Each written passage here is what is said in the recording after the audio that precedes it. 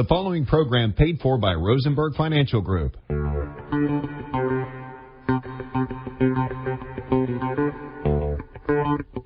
Providing live finance advice since 1993. It's time for Your Money with Sherri Goss, Randy Goss, and Becca Wilton. To participate in today's program, call 478-742-0940 with your financial questions and comments. And now, live from the Macon studios of News Talk 940 WMAC, it's Your Money.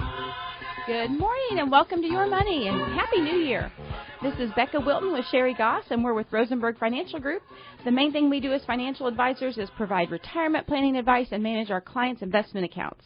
We have offices in Macon and Warner Robins, and you can learn more about us by going to our website, retirerelax.com. We have a number of special reports, and you can even listen to some of our past radio shows on there. The number to call in today is 478-742-0940. We're here to take your calls about all things financial. And if you don't want to call, email us at Becca, BECCA, at rfmoney.com, and we will get back to you during the week on that. But right now, my phone is not working, so I got a new phone. Thought I got it transferred over, and I have two phones now that don't work. So got to take care of that today. So they can email me. Yeah, Sherri, Sherri, at rfmoney.com. I guess I better turn my phone on. That'd be helpful. And we'll keep an eye on the emails here. But just call us, 478-742-0940, and we'd love to hear from you today. So Randy and I recorded a show regarding Wayne Dyer's book, My Erroneous Zones, and that played on New Year's Day.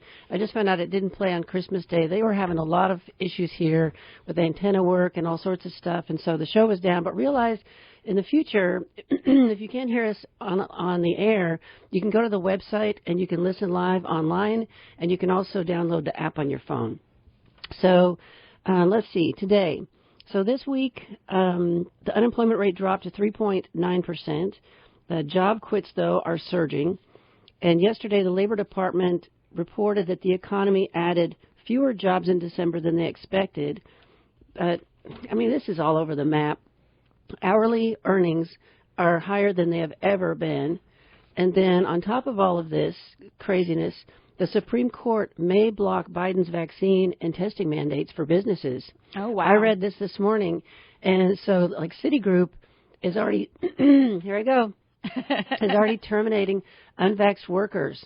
And they have until next Friday to either get vaccine or they're going to lose their job. That's just crazy because in Georgia, you know, the courts in Georgia put a stay on that for now, and so I don't think people here are able to get fired yet. But then if the Supreme Court's going to turn it around, and, you know, we've talked about this before, all the people that on base, and, I mean, this is just our little corner of the world. How many people across the whole U.S. have quit their job, have retired early, have gone to a new job because of this, and now they're going to undo it? I smell a lawsuit. I mean, seriously, that if you quit your job and now you're unemployed because they fire you because you wouldn't get a vaccine, and the Supreme Court reverses their opinion on it, I think this is going to hit the fan. When you think about benefits, like people maybe that were invested in pensions, that kind of thing, and then you lose all that benefit, or, you know, you can't invest in it anymore, and now that's going to be crazy. So the stock market has been all over the place. So we manage money using individual stocks, and we're having to watch the holdings every day, all day, because you can have two stocks in the same sector, and one's a winner and one's a loser, depending on, it could be anything from supply chain to employees to the news, or some earnings report comes out, or some news media station decides to pound you into the dirt. I mean, I'm just seeing this all over the place. But most people are invested in mutual funds, ETFs, and a huge trend is investing in target date funds that get more conservative as you get older. We want to talk about this a bit. So, Becca, last night, this is very interesting to me.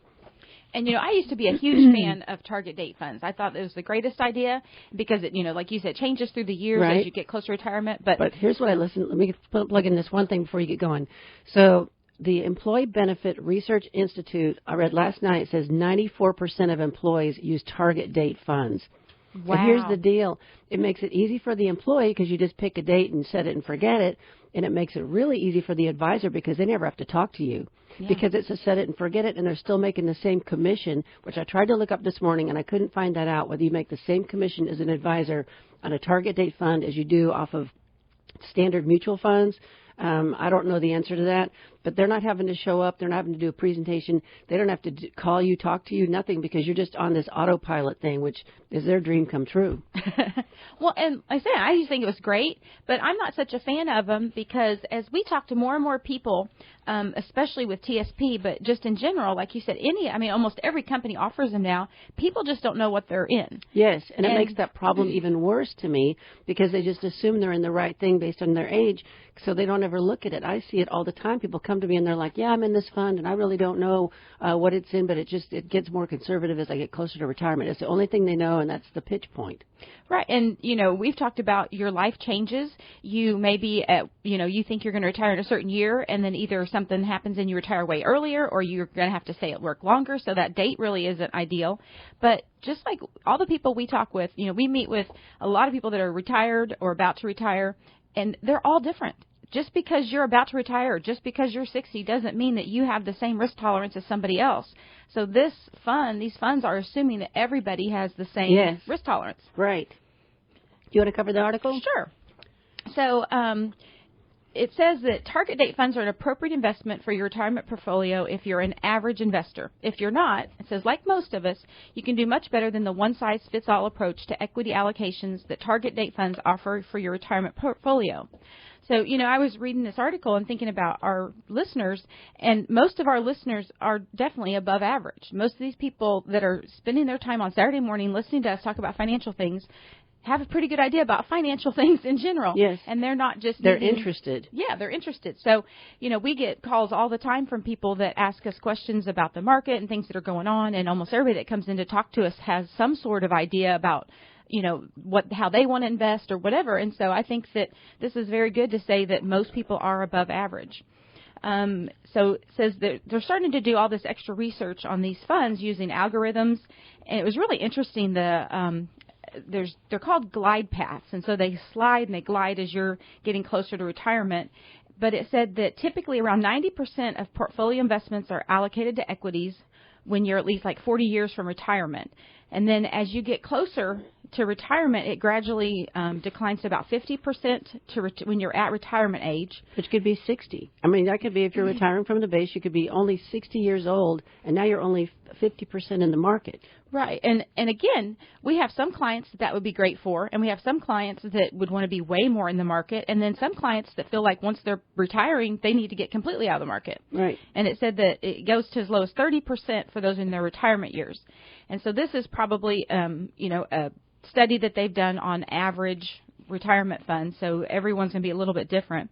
But again, it talks about to overcome this complexity of these portfolios, the researchers turned to a type of artificial intelligence known as deep learning. Risky economic environment where people earn and save over their lifetimes.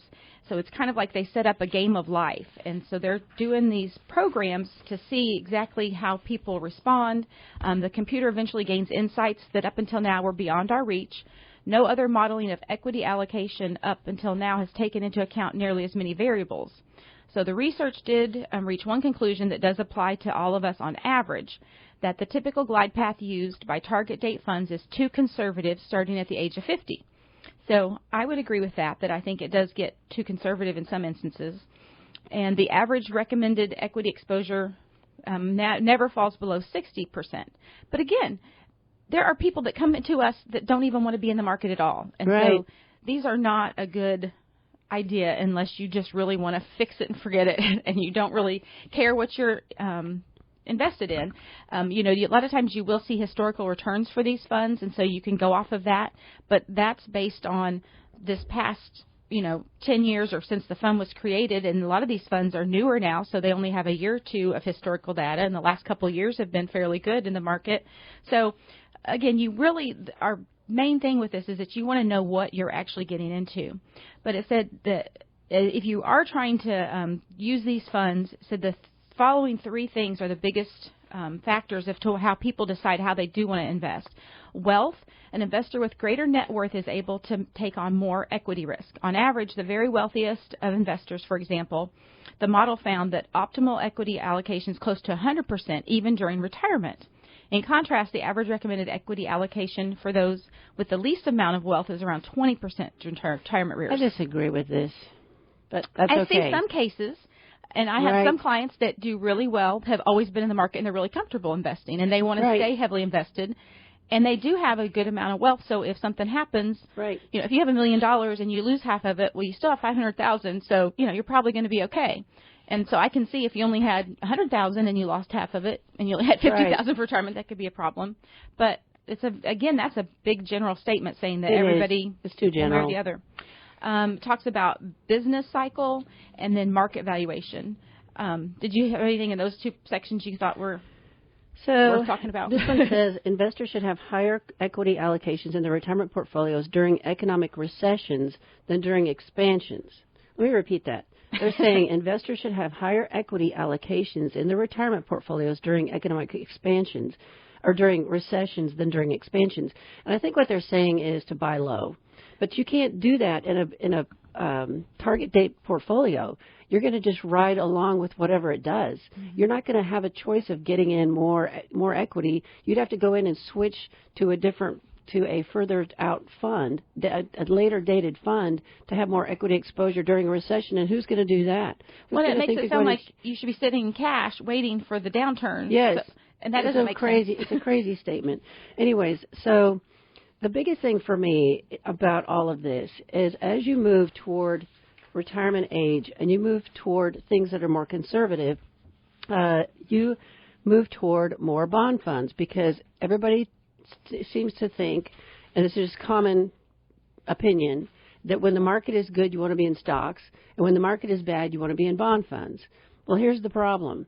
So when we had the pullback, the COVID pullback in March of this is 2 years ago now? Yeah. Almost 2 years. Oh, my goodness. That's crazy. So March of 2 years ago, the COVID thing hit, the market tanked, and we were in short-term bond funds, and we had a hard time getting out of them. So you can't just assume that you can just move in and out of whatever you want, because how we're doing it is we had large positions, and it took us a while to unwind those bond funds, and we took a hit.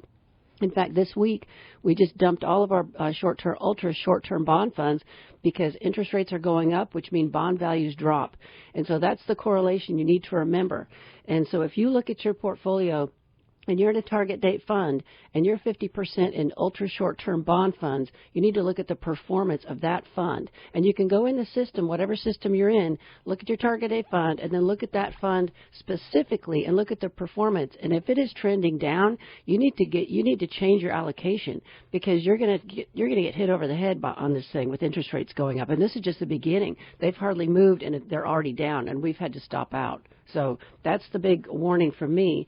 And so you want to talk about the TSP? Yeah. And just like you said, we're expecting a couple more interest rate hikes this year. So possibly 3. Yeah. So it's just going to be a matter of time as the bonds should just be creeping down. Although the last year or two has shown us that things aren't always exactly like we've historically known. So it's hard to say. But we, like Sherri said, we've stopped out of a lot of our ultra short bond funds this week. So just be aware of what you're in and make sure that you're reading and understand it. I've talked about this before, but I have clients that come in that are in TSP, and, these people, some of them have a big amount of money saved. They know what they're talking about as far as the market goes. They're very interested in that. But until you really dig in, you don't always know exactly what you're invested in. And so we really encourage you, if you are in lifestyle funds or target date funds, whatever they're called with your company, to check them out and really see what you're in. The easiest one to really decipher is the TSP, because within the TSP for the all government employees, there's only 5 funds. So there's the C, the S, which are both common stock and small capital stock. I is international, F is for bonds, and then the G is just basically U.S. money market, a government money market. And so you can kind of say, okay, well, this is good stocks, or these are the stocks, and this is the bond side of it. And in the L2030 fund, so that's like 8 years away. So I'm sure there's a lot of you out there listening, if you are still on the base, you'd like to retire within 8 years. Well, 33% of your money is invested in the G fund if you're in L2030. And 6.5% is in the F fund, which is down 1.5% today. So take a look at this now. Don't sit and don't ignore this. That's 40% that basically you're getting a 0% return on. I've updated my chart, and if you go online, TSP in particular, worse than 0, because the F is down 1.46, and the G is only making 1.38. So you're actually negative in that whole 40% of your portfolio. Mm-hmm. And that's for 2021. And so 2021, the C fund was up over 28%. The S fund was up over 12%, and even the international was up over 11%. So overall, you could have gotten 11+% in the in the CS&I funds in 21. But if you had a big chunk of that in the F and the G, you would be at a loss for 2021. So, as it gets up to the L 2055, there's only less than right around 1% that's in the F and the G, and the rest is in the stocks. So again, know what you're looking at, and these target dates can be good funds. It can be a good way for you to look at how you want to invest, but make sure that you keep an eye on that. So as time goes by, you change so that you don't just slink down to where you're, the L 2025, you're 50%, over 50% in the G fund. Right. And so here's what's even worse. If you're in the L income fund, you are 70, almost 80% in the F and the G, which means you're not getting anywhere. And those are the people that are about to retire or already retired. They go into the L income. And what if you really are retiring at 50? So here's the other problem. You've got people that retire from the base active duty at 50, 30, potentially 30 years in the military with a great pension, but you're retiring at 50. That doesn't mean you should be in the 2025 fund. Right. I'm worried about people. So please, if you have a spouse, if you don't look at your TSP, you have a spouse that doesn't look at their TSP, make it a date this weekend. It's going to be cold anyways, and it's going to rain tomorrow night. So make a date night, get on the computer, print out what you're in, take a hard look at it, and make some choices and decisions. And if you want to talk to somebody, give us a call and make an appointment for a free consultation. And that's for everybody, not even just people in the TSP, but anybody who is in a target date fund. You've got to pay better attention to this and not just be on this set it and forget it, which that's what they call it, set it and forget it. And that's a bad idea on anything. I don't care what it is that you're doing. I don't know of anything I can set and forget. No, not really. Not even, I just really, and even our insurance policies, you can't just set them and forget them. You got to look at them every year. So that's why you have good advisors and good insurance people so they can help lead you and guide you. Yeah. Anywho, I just thought that was really interesting, but that F fund concerns me. That the whole ratio of this thing concerns me. So please do something. Know what you're in, and if you choose that, that's great. But at least know what you're making choices about. Right. So now we're going to talk about some money moves before interest rates rise, and so I may have already covered all of this. So here's another opinion. It says the Fed officials seeing as many as 3 rate hikes this year, 2 more next year, and another 2 in 2024. The writing is on the wall that interest rates are poised to rise in 2022, but don't let that obscure the bigger picture, which is that the economy is expanding, unemployment is falling, and corporate profits are expected to grow. And that's from Bankrate.com. People are terrified because they see interest rates going up, but from an investment standpoint, interest rates go up when an economy is typically going well. People are spending. And really, it's only the beginning. Wait until this COVID really goes away and everybody can go on cruises and start flying and driving. And this is going to explode. But there will be sectors, there will be companies that don't do well. There always are. So and then it talks about the Treasury losing value. I don't really need to go into that. The biggest thing I got from it was to avoid longer-term fixed income assets. And the Treasury bonds, they're losing value over time if the interest is below the rate of inflation. So, again, a lot of this is about knowing what you're invested in and making sure that you're in the right product for you based on your life, where you're at in your life, your age, your risk tolerance. So they list a couple of bond ETFs in here, like they're good recommendations, and I looked them up last night. So one of them pays you 1.5%, but there's an expense ratio of 0.15. Another one pays, the second one pays a yield of 0.88%, and the cost to be in it is 0.14, which is about worthless. So I went to Bankrate.com, and I looked at CD rates. And there's one company, Capital One, was listed. You can lock into a 5-year CD at 1%. Wow, that's awesome. Or percent. Marcus Goldman Sachs is the other one that was listed. You have to put in. You can start with only $500, and it's a 9-month CD that pays you 0.55%. Wow. So if I were you, worrying about getting a yield somewhere, and I wouldn't lock myself into anything because rates are going up. And what they want you to do, here's the deal. They would love for you to put $25,000 in this Capital One 1% 5-year CD because guess what? They get to use your money over 5 years and you get 1%. And as interest rates go up, they get to charge other people more for loans. And so they're going to make money off of you, and so don't go there. Yeah, one other thing the article stated was to seek out stocks with dividend growth. And I think that can be a good idea. But again, all of it changes. You've got to stay up on that kind of thing to make sure you know which ones, what sectors they're in. And because everything changes out there, like day by day, a month by month. We've never been through a COVID thing. We have never been here before. I mean, can you believe it's been almost 2 years since we've been doing this whole COVID thing? Yeah. That's just crazy. I'm burned out. So the next thing we want to talk about is how to build a legacy. So a legacy, I looked up the definition of legacy, and it says an amount of money or property you leave to someone, which I think that's really shallow. I think a legacy could be much broader than that. It could be a lot more than that. Yeah. So reflect on what you value and care most about. Consider your passions and unique skills. Think about the legacy you wish to leave and impact you want to make. It can be financial, institutional, instructional, or wish fulfillment, or the passing of values and life lessons, which I think is the biggest deal. Mm-hmm. A legacy will not happen without a blueprint and the persistent pursuit of your objective. Need a cough drop? Nope, I'm good. A legacy is not only what you leave behind, but the impact you make on others while you're alive that they carry into the future. Be sure to live your values with your family, at work, and in your community. Nothing is more likely to survive you than the impact on the lives you touch today. I just love that. You know, when you're reading that part about passing of values and life lessons, it made me think of Betty White. Mm. Everybody was so, upset when she passed, but everybody loved her. And just to think, I didn't watch, I don't know if there was a special, but I think her 100th birthday was coming up this next weekend, and they had a show planned for her, so I'm sure they'll do a memorial show. But just how many actors and actresses that she worked with over the years, and how many people had such great stories about working with her. And she was fun and had a positive attitude. And none of that had to do with money. It just had to do with her, impact that she left on people and her values. So, yeah, that made me think of that. So how to leave a lasting legacy.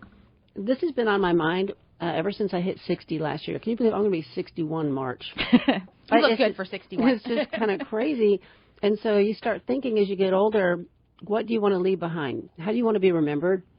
And I would say that my biggest thing is how we raised our children, that made a big impact on the world because they go out in the world and they behave as they do and they manage things as they do and touch people in the way that they do in a way that makes me really proud because they have very good values. And they've stuck to those for the most part. They go off in the weeds once in a while, but everybody does. But, how you raise your children is a legacy in itself and what they go out and produce in the economy and how they raise their children. I mean, it just goes on and on and on. So what does it mean to leave a legacy? It means putting a stamp on the future and making a contribution to future generations. And this says people want to leave a legacy because they want to feel that their life mattered. And I disagree with that completely. I think all lives matter anyways. But I want to make a difference even after I'm dead. That's where I am. Yeah, absolutely. We're going to talk about some of the things that people can, leave as legacies. And, your big thing, you love literacy and helping people. And I was reading about Dolly Parton's Imagination Library. And she gives free books to kids that are between birth and 5 years old. This legacy does, her Imagination Library. And they've gifted over 172 million books to kids. I wonder how kids get those books. There's when I went to the website, you could just sign up and you put in your address. And so I don't know if you have to be chosen through the program because obviously I don't have any kids birth to 5, but you can sign up there and get involved in the program and I guess learn more about it that way. But I know that's her big thing because her daddy was illiterate. He wasn't able to read at all. And so that's why she wanted to help all these kids so that no child would be in a situation where they couldn't read. What was the website? I want to write it down. It's Dolly Parton's Imagination Library. So if you just search that, you'll be able to find out more information about it. Okay, I'm going to do that. So deciding what your legacy will be can help you with all of the following. So, I think the biggest thing, and I was thinking there needs to be a workshop or something for this. But once you know what you want your legacy to be, you can start building it. But so many people maybe don't realize exactly what it is that they want to do. and how to get there.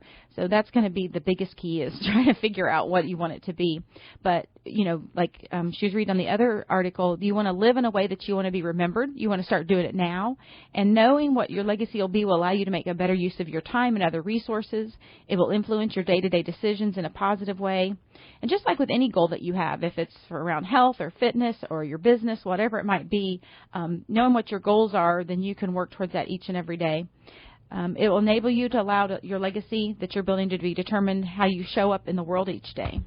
So you live your life as if you matter. And like she said, it's not just about money. It can be about your time, your efforts, your hobbies, whatever it is.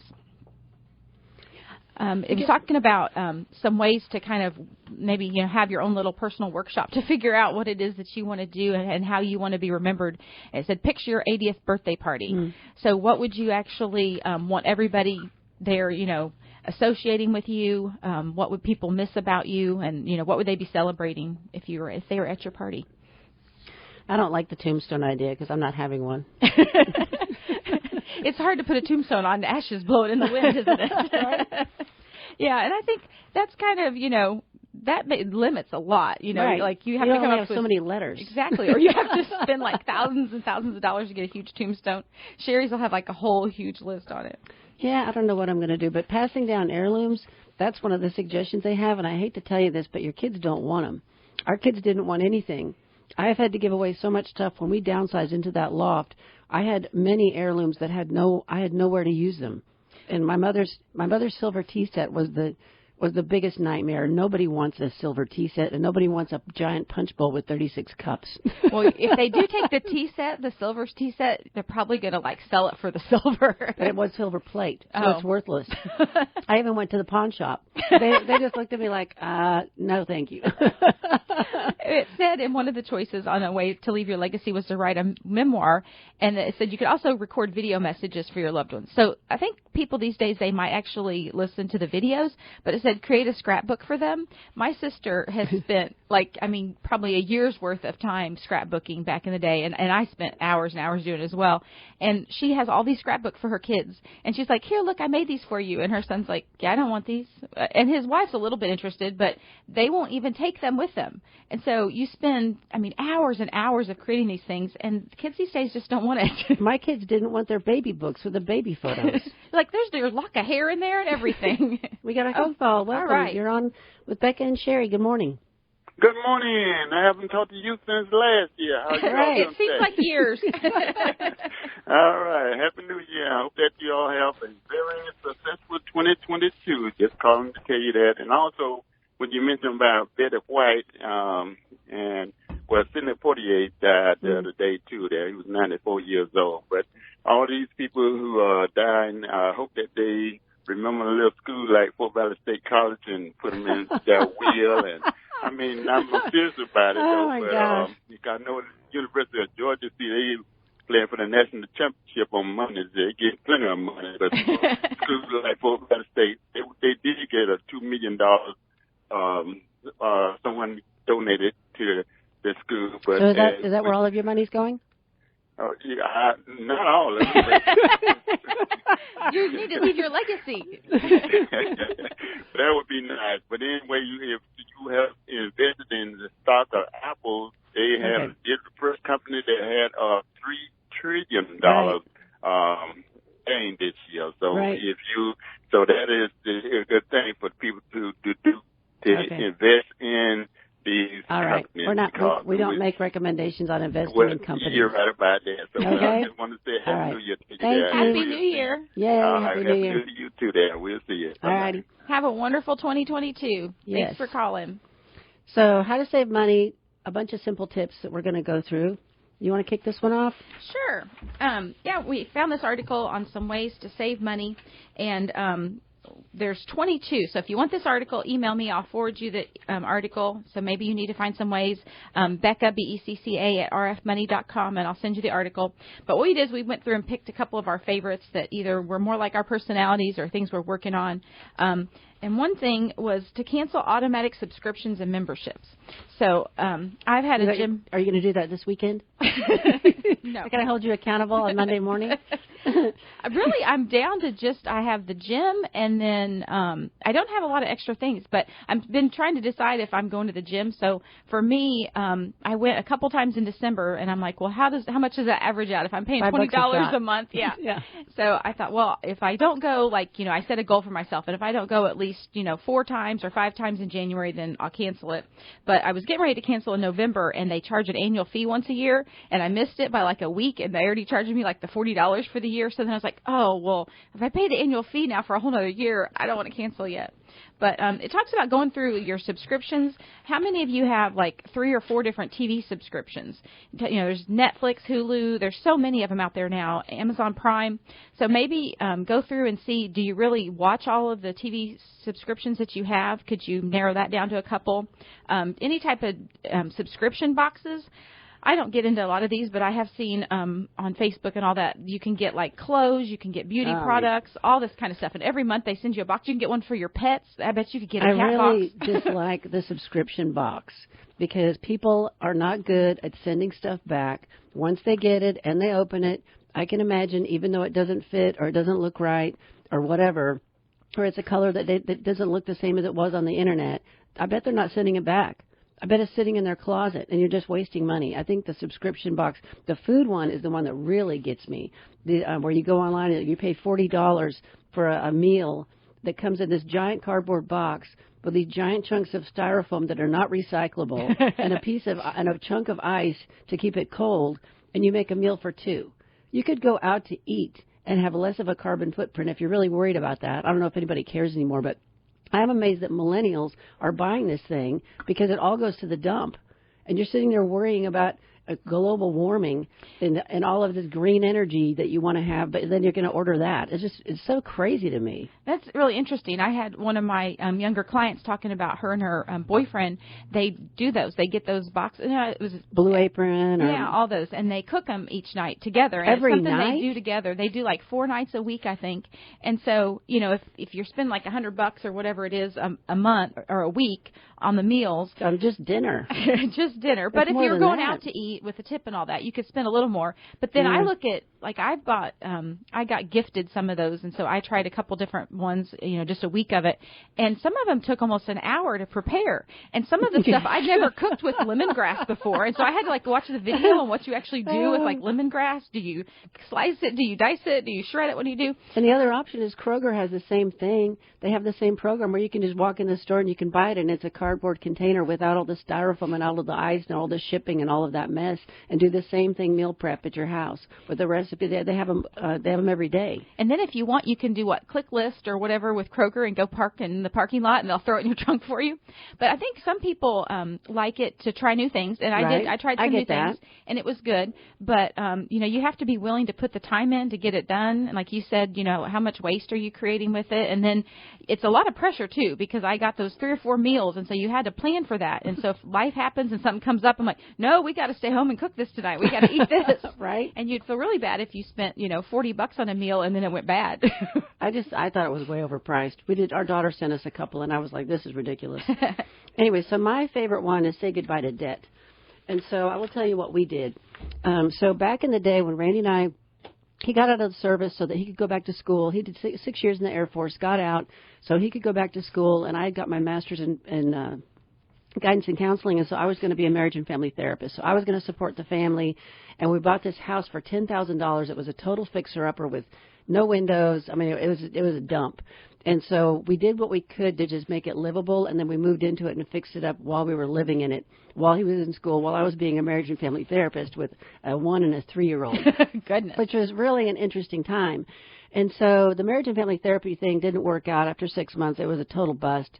And I didn't have good mentoring. I didn't have good training.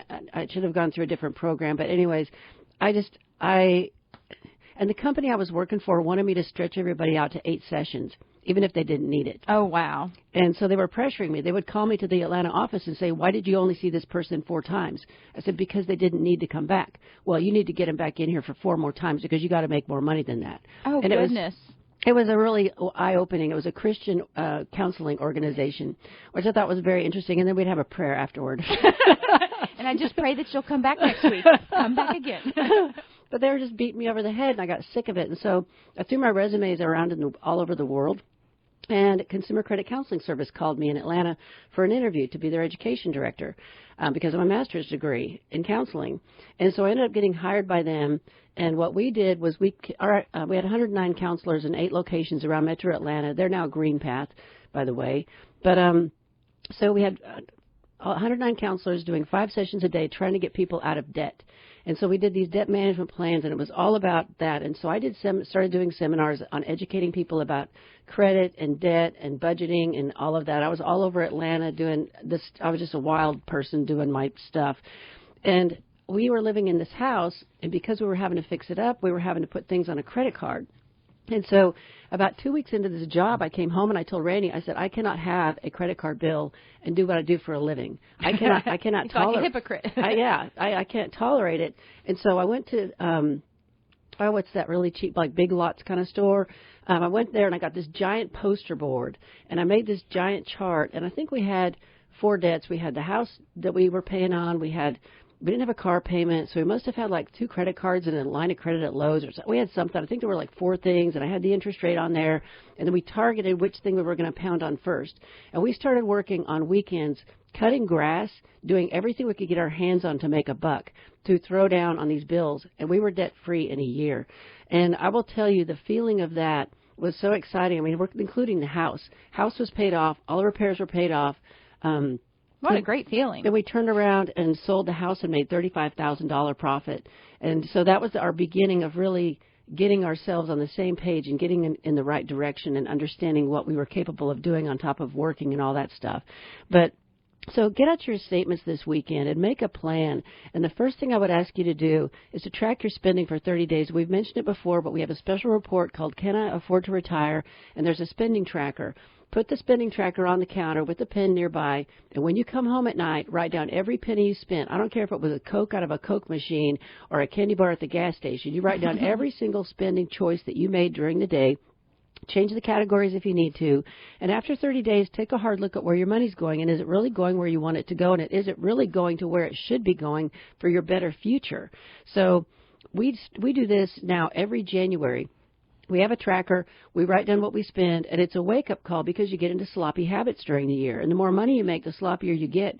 And so you have to really have something that holds you accountable. And about 2 weeks into tracking your spending, you're going to notice a greater awareness when you make a spending decision because your brain is going to start working for you instead of against you. And it's a big deal. So once you track your spending, you can see what your really actual budget is and how much money you have. Then you can figure out how much can go on the debt. Because you have to do this in that order. You can't just start throwing more money on debt and then spending the same amount. You're going to end up going into more debt. So that's what I would recommend everybody do. And you'll just have like this big weight lifted off of you of not owing any money to anybody. It's a wonderful thing. Very good. We're kind of a little past halftime, but you've been listening to, I know, it's going by fast. You've been listening to Becca and Sherri. Who are we? Becca and Sherri with Rosenberg Financial Group. Call in today at 478-742-0940. We have offices in Macon, Warner Robins, and we provide retirement planning advice as well as managing clients' investment accounts. You can visit our website, retirerelax.com, to check out past recordings, check out our special reports. We offer complimentary consultations to help you plan for a successful retirement, and we also provide educational seminars on estate and retirement planning in the community. So call us at our office if you're interested in having us speak at your group. Again, our office number is 478-922-8100, and we talked at a seminar this week. We had about 150 to 200 people. I think there was actually more people than we thought. It was fantastic. And it was a great time. We talked about retirement planning, about a lot of ways, different websites to go to help you get your credit in line, to find ways to save money. So we love coming to your community group and talking to you. Great. So what's the next one you want to talk about? Just one more thing about the debt. I had somebody ask about holiday debt. And so, Sherri has a great way to avoid holiday debt if you just don't buy Christmas presents for anybody. You won't go into debt. Cards. I didn't even text. I sent an email. So my family is in Idaho, and so I sent a picture of us in an email to my family, and I said, let me see pictures of you guys, because I haven't seen you in like 5 years, because they're terrified of me flying out there in an airplane. I'm going to make them all sick. And so we shared pictures and funny things that everybody was doing for the holidays, and it was really nice. I saw that on Facebook. One of the posts going around is everybody says, post your favorite memory or a picture that really reminds you of something happy. And so people are going like from the past year, so 2021, what was your best memory? And so all these people are posting things, and a lot of it is just pictures of their family, because that's nice. really, we were so excited to see our families again. Yep. But if you do have debt after the holidays, my number one suggestion is to stop using your credit cards. Just like Sherri mentioned a minute ago, if you get in that habit, then if you're trying to pay off your debt and you put all the extra money you have towards your credit card, well, then when something comes up or it's towards the end of the month and you're out of money because you spent it all paying down debt, you're just going to have to use that credit card again. And that's just a never-ending cycle. So make sure you stop using the credit cards and then come up with a plan. And just like she said, write down your expenses and come up with a budgeting plan. Okay. Another one that I really I'm trying to work on having a spending freeze this month. Unfortunately, my husband, we went to Walmart last night for exciting Friday night date night. He had a gift card he'd gotten, and he wanted to get something at Walmart. And then I found on clearance these 2 pair of jogger pants for $6. Oh, that's a good deal. And, I mean, $3 a pair of pants. And so not that I probably needed another pair of pants, but I broke my spending fast.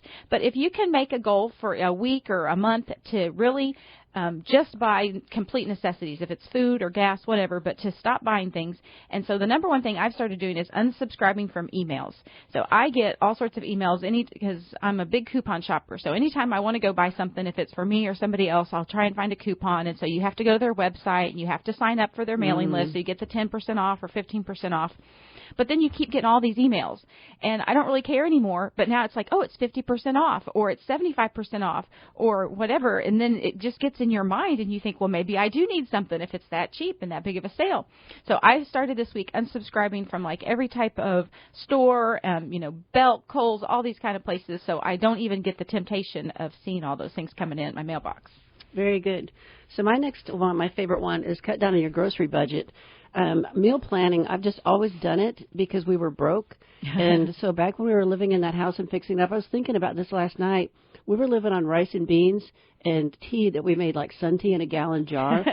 That's how extravagant we were living. I mean, there was no fast food. There was no going through a drive-through. There was none of that going on because every penny had to go toward a purposeful thing. And so we don't eat like that now. We have a real good diet, but we do meal planning. We talk about what we want to eat, and then I'm just getting to kind of a burnout point. I was telling Becca yesterday, though, because I make batches of food that'll last us all week. And I made green beans, number 10 can of green beans last week, and I'm just looking at those things going, I've got to eat some for dinner today to get rid of them. At least they last a while. But so if you meal plan, make sure it's something you're actually going to eat, or you're going to throw it all in the trash and just waste money anyways. And my biggest suggestion would be stop buying processed food. Look at the ingredients of what you're eating. I think it's one of our biggest problems we have in this country is all the processed food. You don't even know what you're eating when you go through a fast food drive-through. So I was going to say, with the processed, you don't even know what those words are if you look at the description, so you don't even know what you're putting in your body. And the second thing is we belong to Sam's Club, even though it's just the two of us. And I looked up the membership. It's $45 a year. I save that easily in a couple of months. And it's because of fruits and vegetables and eggs are so much cheaper. I mean, your main things that we eat cost less. So if you can meal plan, and if you can do your cooking on the weekend and then have that food all ready to take to work during the week or to eat for dinner, you will find that you will save a lot of money and remove a lot of stress. And we started doing this really when the kids were in sports because you have no time. And so you have to make food on the weekend. And there's even a book out there. This lady has written a book, and it's been a long time ago since I saw it. I was at Consumer Credit Counseling Service when I read it. But she had a freezer, and she would pre-plan like a month. She would do all of her meals for a month, and they would go in the freezer. That's and awesome. Then all she had to do was thaw them out and heat them up, and dinner was ready. So there are websites out there that can help you do this. A freezer and a month's worth in 1 weekend is a bit much for me. I was just doing a week at a time, but that helped out. It takes the stress off when you're running around, picking up your kids, getting home late from soccer practice, and you have something healthy to eat instead of going through a drive-through. I think is 100 times better for the family. Right, and I'm sure that's what most people are doing. I mean, if you have, you get off work at 5 or whatever, and you got to get the kids where at 6, all these people are going through the drive-through. But I saw something online yesterday talking about thawing out food in your Instapot, and I had never thought of that. But you go online to figure out more, because we aren't experts on that by any means. But you could, like you said, have a whole week or a month's worth of meals in the freezer, and if you put them in the right containers, you can put those containers right in your Instapot and thaw them out in just a few minutes. Like, so, I guess not plastic. No, it showed a picture of a glass bowl. So don't put your plastic in the Instapot. I would think aluminum foil would work too. Yeah. But that may not be healthy. I don't know. It probably wouldn't store in the freezer as well, but do some research on that. But that kind of goes into one of my other choices I had was pack your lunch and eat at home. So I've worked in different places throughout my lifetime where I've seen people leave every day and go to lunch, and I've seen them come back with bags of food. I've seen them go out with, friends, and they go to Chili's or wherever, and people spend at least $8 to $10 a day now just to go through like a Chick-fil-A drive-through. I mean, if you get one of those Chick-fil-A meals, and my, youngest son, he eats everything in the house and lots of food. And I forget how many nuggets are in this one Chick-fil-A meal, but it was like $9.50 before tax just for the one meal. And so you look at adding that up, that's $40 to $50. You probably go to Sam's Club and buy a pound of chicken nuggets for $9. Exactly. So $40 to $50 a week, and if you, even if you took a couple weeks of vacation, you could easily spend $2,000 a year just on out-to-eat lunch meals. Easy. And that's, a third of your $6,000 that you can contribute to an IRA or a Roth fund. There you go.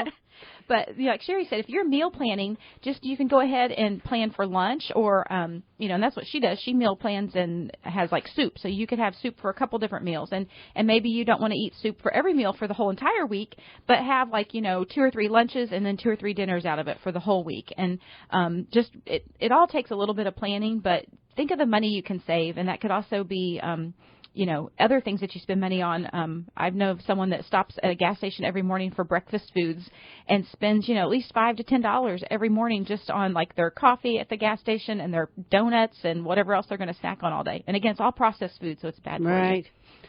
All right, my next favorite is the library is your friend. So I'm the board chair for the Middle Georgia Library, have been last year and now again this year. And if you haven't been in the library lately, you really need to stop and check it out and see what they offer. The Washington Library in Macon is huge. They have a genealogy center that is free for you to go use and research your family history. They have a small business development group in there that will help you with start a nonprofit or a business. They have the financial side, too, of that as far as researching grants. And I can't remember the name of the entity, but when I was at Consumer Credit, I used to do grants, apply for grants so that I could hire people and do programs. And they have that same foundation center within the Washington Library. It is there, and it is free, and there are people there that will go help you use that. And then you have the libraries, and then you have the audio books and digital books and all the other things. You need to go to their website and see everything that they offer, because it's not just a library anymore. It's like a destination. You can even check out free tickets to go to events and things in Atlanta, like museums and stuff. Oh, wow. Like that fishing place down in Perry. Go Fish. You can check out a ticket from the library and go there for free. That's crazy. I never would have thought of something like that. Yeah, they have all sorts of it. It's one of the things that's been trending now that COVID is over, because I get a report every month when we have our board meeting. She puts down what people are checking out, what books and things are trending. And the tickets are trending up, which means people are getting out, families are getting out. You can even check out Legos. They have 3D printers. Wow. I mean, they are so cutting edge. This Washington Library in Macon is one of the, as far as a library goes, one of the top in the country as far as cutting edge programming and things that are available to people. So please go to the website and check them out. And the other place that I love is Gottwal's books. I'm like an addicted person on the Gottwals. And so I can call the store. They have 5 local stores. I can call the one closest to me and say, hey, I'm looking for this series of books. And what they do is they call around all the other stores. They don't have online inventory. It's all by hand. They have to walk over to the shelf and look and see what they have.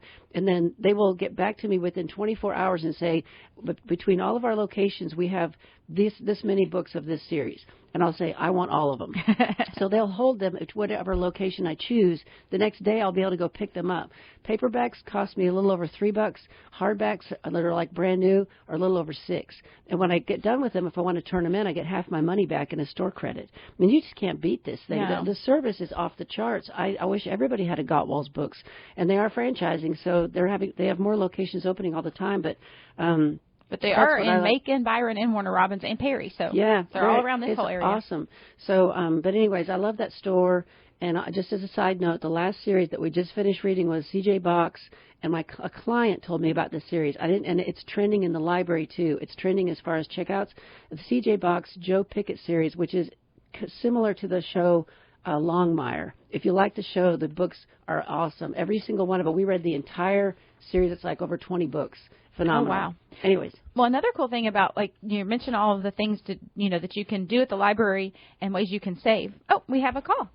Oh, all right. Good morning. You're on the air with Becca and Sherri. Hello. Hello. Good morning. Good morning. I was listening to you talking about books, and I had to tell you about a site that I've had really good luck with. It's called bookfinder.com. Ah. And you could either search by the title or you can search by the author. And it'll come up. You can say, you want the price plus the shipping, or you can have it just the price of the book. And I have come up with some obscure books for very, very reasonable using that site. Cool. I need to tell my friends, I've met with clients this week that are living out of an RV full-time. They literally sold everything, and they are at a different campground every 30 days. And they have to plan out for the whole year where they're going to live. And they're loving it. They're really loving it. It's two husband, wife, and a dog, little dog and a big camper. But they want to read books, and I was talking to them about it because she likes reading physical books, and so do I. Because I went through the whole tablet thing for about 2 years, and I just don't enjoy reading a book on a tablet. I don't either. I try so hard, and I can't get into it. It's just my brain is fried from looking at my computer probably. But this would be excellent for them because I bet it would ship to because she can take shipments wherever they're camping. So this is great information. Well, that way you don't have to go out and get into bookstores and that sort of thing. And I have found them cheaper a lot of times than what Gottwal's is. So Gottwal's. So are these used books or new books? It can be a mixture of both. They'll have two columns. They'll have on the left-hand side, it'll tell you all the prices of new books, and then it'll have used books on the other one. How cool is this? That's awesome. Yeah, I'll buy stuff off eBay or thrift books and different websites, but, you just hope that that's the lowest price. But this sounds like a great place to go check out and be able to comparison shop. Yeah, this is great. It's got book sites from all over the world. I have gotten books from the UK for like $4. Cool. Wow. So it's, like I said, it's different topics, different subjects, different authors, and if you put in just the author, they'll bring up every book they've got by that person. Oh, cool. This is great. All right, it was bookfinder.com? Bookfinder.com, and I have used them for years and been very pleased with them. Awesome. That is a great tip. Thank you so much for calling. We appreciate you. You take care. All right, too. Happy New Year. Same to you. Yay. Bye. Bye-bye. Yeah, my campers, they said every campground they go to has like a little lending library where people leave books and people can check out books. But they're not going to be able to get the whole series unless they went out and bought it. So this is I'm going to email them this Monday because that's one of their frustrations is she likes to read and they just can't always access the books they want. And they're long enough to be somewhere to go to a library, but then you have to go get a card everywhere and all that, So this is that would be tough finding libraries everywhere you went. Right. But, besides being able to maybe give up some subscriptions that you have, by finding all these different things on the library website or going to the library, it also could be like a date night, It could be a destination, something to go do, take the kids and go to the library and check all these things out and actually learn more about it. And there's one other thing. Last year, I can't remember what it's called. It's called Open Something. But the library, if you're approved, you can actually go to the library with your library card while it is closed. So if you want to go in there when there's nobody else around, you can apply for the permission to go do that. And I can't remember the hours. It's open something, but the Washington Library is doing it. And so if that's something you would like to do where you could just have peaceful time. And the other thing that they've done, which is extremely cutting edge, last year they got grant money to put in the automatic self-checkouts. That's what that reminded me of. Yeah, so you can self-checkout by just laying your books on the scanner and then check them out, and that checks them out. You scan your library card, you lay the books on the scanner, it scans them, checks them out, and when you return them, you turn them in, and they just go on the scanner, and it automatically checks them in, which is huge. They had it in Colorado when I was out there visiting last year. I took the grandkid to the library, and I was so amazed at that. But They're just, you got to go check them out, please. Awesome. One last thing real quick. Ask about discounts. That's my other big thing. My dad always says you don't know if you don't ask. And it's amazing when you ask about discounts on tickets, purchases. A lot of times the store will give you an extra discount, like, okay, we'll give you like a 10% off loyalty, something. There's discounts for seniors, students, teachers, military, AAA members. So you're old, young, whatever. We're kind of in the middle of that. But I actually qualify for some of those now. Oh, yeah, you do, don't you? Have you been getting the AARP stuff in the mail? Oh, my goodness. And I wanted to add one more thing. This is sell everything that doesn't bring you joy. I don't sell it. I just donate it. And where I'm donating now is the thrift store in Warner Robins that raises money for Heart of Georgia Hospice, because I have about 8 widows that are getting free counseling through them, grief counseling, because they lost their spouses last year. And so that's where all of my stuff is going, is Heart of Georgia thrift store on Watson Boulevard. And with that, I better close this out. This is the end of the show. So you've been listening to Becca and Sherri with Rosenberg Financial Group. We have offices in Macon and Warner Robins, and the main things we do as financial advisors is provide retirement planning advice and manage our clients' investment accounts. So if you can't listen live, you can always visit our website, retirerelax.com, and listen to the recordings. Check out our special reports. We offer complimentary consultations to help you plan for a successful retirement, and we also provide educational seminars in the community. So call us at the office if you're interested in having us speak to your group. Office number is 478-922-8100. Website again is retirerelax.com. So this was fun. I love these topics. It's a great day, and we hope you have a wonderful weekend, and hope you can get outside a little bit, but work on some of these ways to save money and create a budget. Oh, in the thrift shop, they also have one in Perry. I forgot to mention that. Heart of Georgia. Have a great weekend.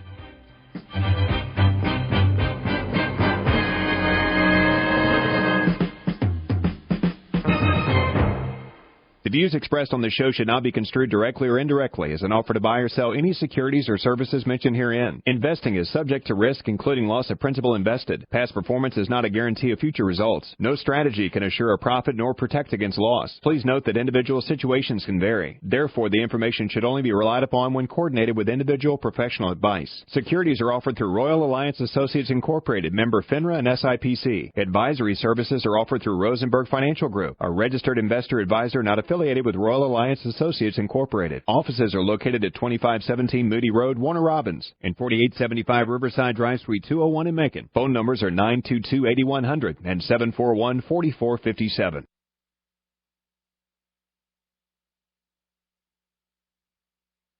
From the Jeff Smith Ford Studios, this is WMAC Macon, a Cumulus Media station. This is News Talk 940 WMAC.